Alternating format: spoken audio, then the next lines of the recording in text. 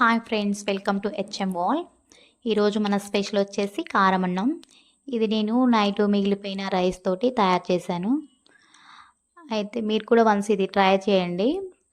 తింటున్నది చద్ది అన్నం అన్న విషయం కూడా మర్చిపోయి మీరు ఫుడ్ని మంచిగా ఎంజాయ్ చేస్తూ తినేస్తారు.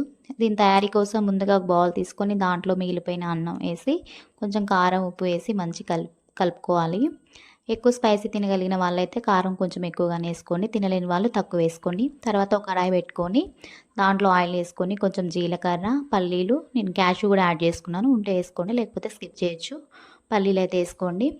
తర్వాత కాసేపు అయ్యాక కొన్ని ఆనియన్స్ వేసుకోండి.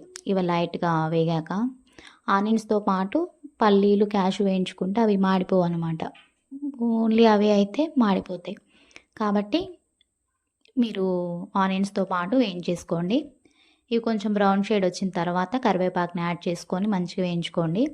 కరివేపాకు తినగలిగిన వాళ్ళు కొంచెం ఎక్కువనే వేసుకోండి, అది మనకి ఫ్రీగానే దొరుకుతుంది కదా ఊర్లలో.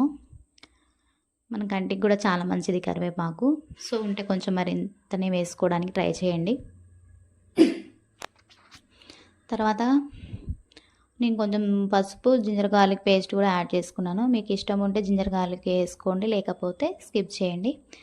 తర్వాత ముందుగా కలిపి పెట్టుకున్న అన్నాన్ని కూడా యాడ్ చేసుకొని మంచిగా మొత్తం కలుపుకోండి. ఆ పోపు అంతా రైస్లో కలిసే విధంగా మంచిగా మిక్స్ చేసుకోవాలి.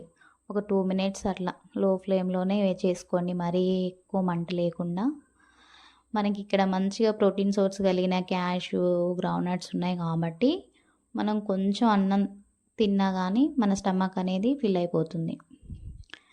బ్రేక్ఫాస్ట్కి ఇది బెస్ట్ ఆప్షన్ అండి. మిగిలిపోయిన అన్నాన్ని పడివేయకుండా ఇలా మీరు తయారు చేసుకొని తినండి. మీరు మళ్ళీ తయారు చేసుకుంటారు.